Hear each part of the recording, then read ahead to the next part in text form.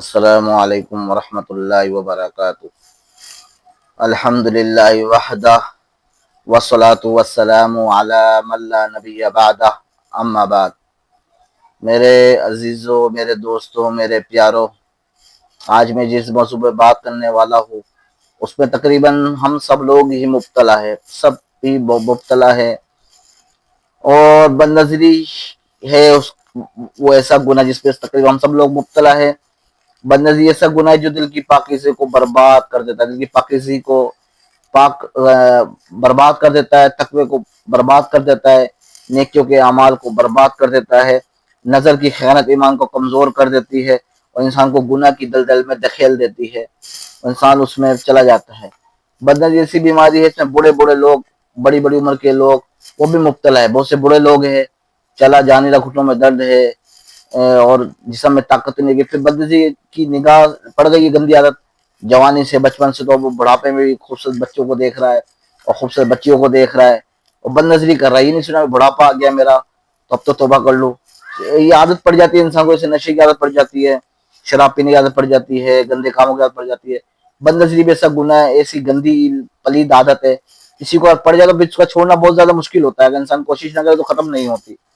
تو اللہ پاک قرآن پاک میں ارشاد فرما رہے ہیں کہ قل للمؤمنین یغضوا من ابصارهم ويحفظوا فروجهم ذلك ازکیٰ لهم ان اللہ خبیر بما یصنعون۔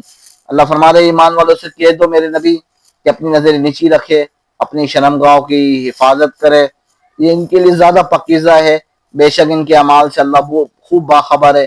یہ نہیں سمجھنا کہ اللہ آپ کی آنکھوں کی خیانت کو سمجھے گا، نہیں، یعلم خائنۃ الاعین، وہ تیری آنکھوں کی خیانت کو بھی جانتا ہے، وما تخفی الصدور، اور جو دل میں جو چھپائے وہ اس کی خیانت کو بھی جانتا ہے، تو اس سے کوئی چھپا نہیں سکتا اپنی خیانت کو، وہ سب جانتا ہے۔ بھائیو، اللہ تعالیٰ نے ہمیں صاف حکم دے دیا کہ اپنی نظروں کی حفاظت کرو، اپنی شرمگاہوں کی حفاظت کرو، کہ بد نظری سے دل میں گندگی پیدا ہوتی ہے۔ جب انسان بد نظری کرے گا اور پھر اسی کے بعد انسان کا غلط کام کرنے کو دل چاہتا ہے اور فوش فلمیں دیکھنے کا دل کرتا ہے اور گندی چیز دیکھنے کا دل کرتا ہے۔ اگر بد نظری نہ کرے تو انسان کا دھیان ہی نہ جائے گندی چیزوں کی طرف اور اللہ کو ناراض کرنے کی طرف، تو برائی جنم دیتی ہے بد نظری کرنے کی، سے اور انسان برے راستے پہ چل پڑتا ہے اس بد نظری کرنے کی وجہ سے۔ نبی کریم صلی اللہ علیہ وسلم فرمایا بری نظر جو شیطان کے تیروں میں سے تیر ہے، ایسی ہے کہ جس پر پڑ جائے تو اس کا عکس اپنے دل میں بٹھا لیتی ہے، اپنے دل میں بٹھا لیتی ہے۔ تو اللہ تعالیٰ اس کو ایسا ایمان، اور جو اپنی نظر کو جھکا لیتا ہے اور بد نظری نہیں کرتا، دل تو چاہتا ہے، دل شیطان پھکاتا ہے کر، لیکن وہ نہیں کرتا، تو اللہ اس کو ایسے ایمان کی مٹھاس عطا فرماتے ہیں جس کی مٹھاس وہ اپنے دل میں محسوس کرتا ہے۔ تو اللہ پاک ہم سب کو توفیق دے کہ ہم بری چیز اور بد نظری، شیطان بہکائے بھی لیکن پھر بھی اپنی نگاہ نیچے کر لے۔ اللہ پاک ہمیں ایسا ایمان، ایسا تقوی نصیب فرمائے، ایسی پاک دل نصیب فرمائے۔ تو اللہ پاک ایسی مٹھاس عطا فرماتے ہیں جو انسان اپنے دل کے اندر محسوس کرتا ہے اس مٹھاس کو۔ تو میرے بھائیوں، بد نظری کے نقصانات بتا دیتا ہوں کو کیا ہے۔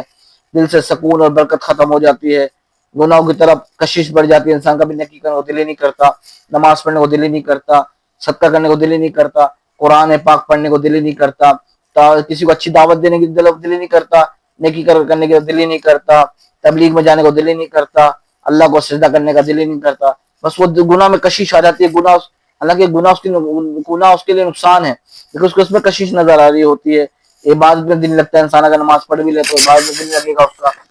اور نظر کا ایک گناہ انسان کو زنا تک پہنچا دیتا ہے، نظر کا جو گناہ ہے انسان کو زنا تک پہنچا دیتا ہے۔ انسان نظر کا بد نظری کرے گا اس کے بعد ہی زنا ہوگا نا۔ اور یاد رکھے، بد نظری صرف دوسروں کی عزت کو نہیں بلکہ اپنی عزت کو بھی برباد کر دیتی ہے۔ کوئی اگر کسی کو زنا کرتے ہوئے دیکھ لے تو، اور کیا کسی کی بیٹی کو بد نظری کرتے ہوئے دیکھ لے تو چار لوگ اس کو کھڑے ہو کے ذلیل کرتے ہیں، تو کیا اس کی عزت رہ جائے گی؟ کیا عزت رہ جائے گی بد نظری کرنے والی؟ تو اس کا علاج کیا ہے؟ اگر ہم چھوڑنا چاہتے ہیں، اگر ہم سب تقریباً مطلع اللہ ہم سب کی فرمائے، تو اس کا علاج اللہ کے نبی نے فرمایا اور ہمیں بتایا گیا کس طرح علاج ہے، چھوڑ جا سکتا ہے۔ سب سے پہلے اللہ تعالیٰ کا خوف دل میں پیدا کرنا ہے۔ جب تک اللہ کا خوف نہیں ہوگا، نگاہ نیچے نہیں ہوگی اور شرمگاہ کی حفاظت نہیں ہوگی، تو سب سے پہلے کیا کرنا ہے؟ اللہ کا خوف دل میں پیدا کرنا ہے، قرآن کی تلاوت زیادہ کرنی ہے تاکہ دل نرم ہو۔ جب دل نرم ہوگا پھر نماز پڑھنے کو بھی دل چاہے گا، اچھے کام کرنے کو بھی دل چاہے گا، عبادت کرنے کو بھی دل چاہے گا اور اب کے آگے جھکنے کو بھی دل چاہے گا۔ فوش چیزوں اور برے ماحول سے بچے، اپنے آپ کو فوش فلموں دیکھنے سے بچائے، تنہائی میں دل گناہ ہو جائے تو تنہائی میں مت رہے، اپنے آپ کو کسی نہ کسی کام میں مصروف رکھے۔ اور اگر نظر غلطی سے پڑ جائے تو فوراً ہٹا لے، بار بار نہیں کہ بار بار ایک دفعہ پڑ جائے تو انسان کو پہلی نظر تو معاف ہے، یہ نہیں ہے کوئی جان بوجھ کے نظر دیکھے، وہ معاف نہیں ہے جان بوجھ کے، غلطی سے اچانک سے پڑ جائے تو وہ نظر انسان کو معاف ہے۔ تو میرے عزیز و بد نظری جو ایک چھوٹا سا گناہ نظر آتا ہے، لیکن حقیقت میں نظر تو چھوٹا سا گناہ آتا ہے، لیکن حقیقت میں انسان کو بڑے بڑے گناہوں تک لے جاتا ہے۔ نظر بظاہر چھوٹا گناہ آتا ہے، لیکن حقیقت میں انسان کو بڑے بڑے گناہوں تک لے جاتا ہے، زنا تک لے جاتا ہے، اور ایمان سارے انسان کا برباد کر دیتا ہے، ذلیل کر دیتا ہے، رسوا کرتا ہے۔ تو اس لیے ہمیں چاہیے ہم اپنی نظر کی حفاظت کریں، اور تاکہ ایمان اور دل کی پاکیزی محفوظ رہے، اور جب نظروں کی حفاظت ہوگی تو انشاءاللہ ہماری شرمگاہ بھی محفوظ رہے گی، ہمارا ایمان بھی محفوظ رہے گا، ہمارا سب کچھ اللہ محفوظ رکھے گے۔ تو بندے کی بیماری سے ہم نے بچنا ہے، کوشش کرنی ہے، اگر خود کوشش نہیں کری تو پھر بڑا نقصانات ہے، بڑے نقصانات ہیں۔ اور بدنظری ایسا گناہ ہے کہ موت کے وقت انسان کا ایمان ہی سلب ہو جاتا ہے، اللہ ہم سب کی حفاظت فرمائے۔ بدنظری ایسے ہے کہ حافظ قرآن کو قرآن بھول جاتا ہے، عالم کو اپنا سارا علم بھول جائے گا، اور پھر انسان کا نماز پڑھنے کو دل بھی نہیں چاہتا۔ آتا ہے نا ایک قاری صاحب کے بارے میں کہ ان کو پورا قرآن تک یاد تھا، پورا قرآن یاد تھا، لیکن موت کے وقت کیا ہوا، بڑے انہوں نے بچوں کو پڑھایا، موت کے وقت کہنے لگے اپنے کسی کو کہ قرآن لے کے آؤ، تو لوگ سمجھے کیا پتہ یہ پیار کرے گا، چومے گے۔ جب ان کے سامنے قرآن لایا گیا تو اس نے بولا اعوذ باللہ استغفر اللہ، مرتے وقت میں اس قرآن کو نہیں مانتا، وہ اس طرح مر گیا، یعنی ایمان بھی چلا گیا، مرتد ہو گیا۔ پھر کچھ وقت اس کا دوسرا بھائی تھا، وہ بھی موت کا قریب آیا، نے کہا قرآن لاؤ، لوگ کہنے لگے کہ یہ بھی ایسی انکار نہ کر دے قرآن پاک کا، لیکن نے کہا نہیں لاؤ لاؤ، تو لوگ اس کے کہنے پہ لیا ہے۔ تو اس نے بھی مرنے سے پہلے کہا میں نعوذ باللہ من ذالک، اس قرآن کو میں نہیں مانتا، نعوذ باللہ من ذالک، اس نے اس طرح کہا آدمی نے، قاری صاحب نے، جس زندگی بھر بچوں کو پڑھایا، اور اس طرح مرتد ہونے کی حالت میں اور ایمان بے ایمان ہو کے مر گیا۔